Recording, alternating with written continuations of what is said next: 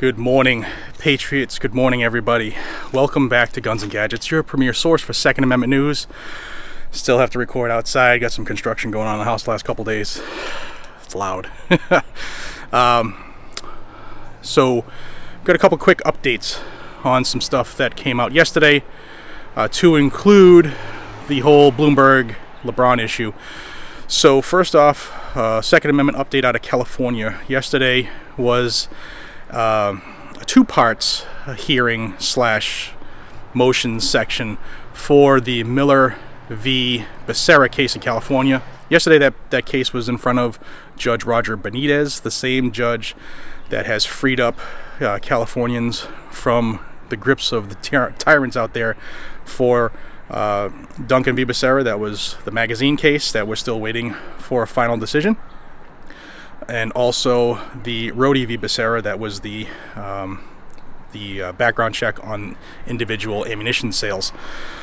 So now he has Miller v. Becerra. So yesterday, the first order of business for the case was that AG Javier Becerra in California was looking to have this case dismissed, saying that the people who were bringing this case, the plaintiffs, they didn't have any ground to stand on because they hadn't been arrested or charged with the assault weapon ban law.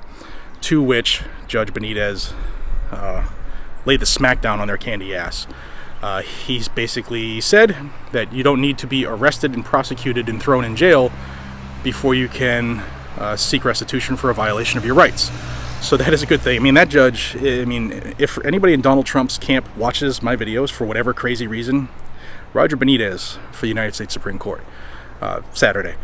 And the second part of that, so that the first part was to have the state of California wanted to dismiss the case. The judge said, hell no, it's going to continue. The second part was our side, the good side.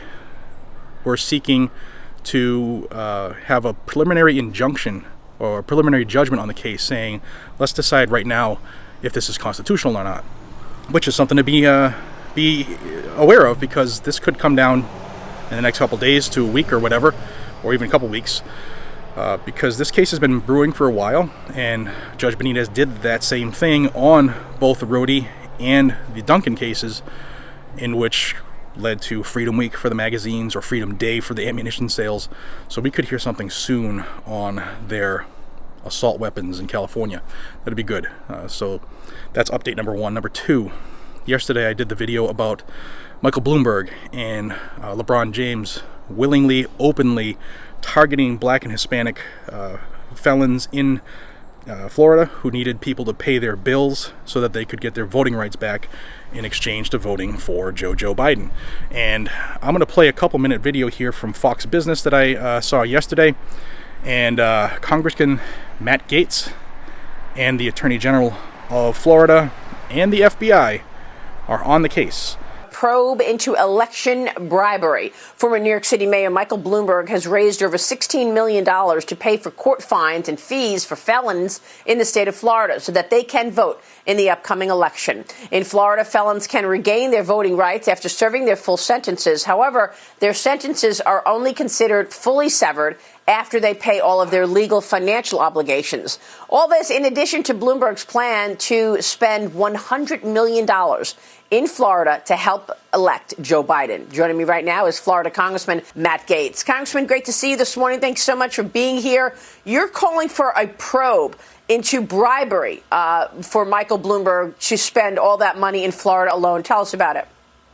I'm the former criminal justice chairman of the Florida House of Representatives. I know this area of law well. I spoke to the Florida Attorney General last night, and a criminal probe may already be underway in Florida. Chapter 104 Florida statutes says that it is a felony for someone to either directly or indirectly offer something of value to impact whether or not someone votes. So in this case, you have the question of whether or not paying someone's restitution and court costs constitutes something of value. And of course, this is a financial show. We know when you extinguish a liability, when you improve your balance sheet, when you improve your net worth, that is, of course, something of value. Then the next step is to determine whether or not this is intended to impact whether or not someone votes.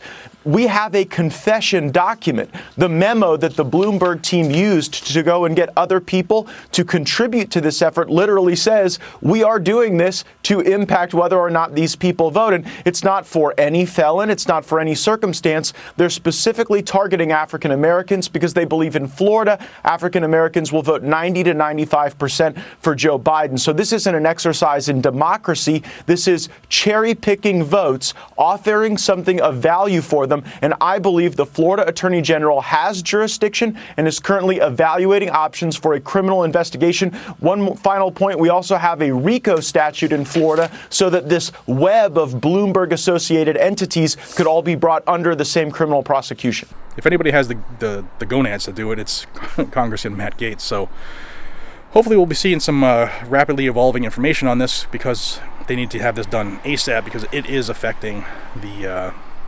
election.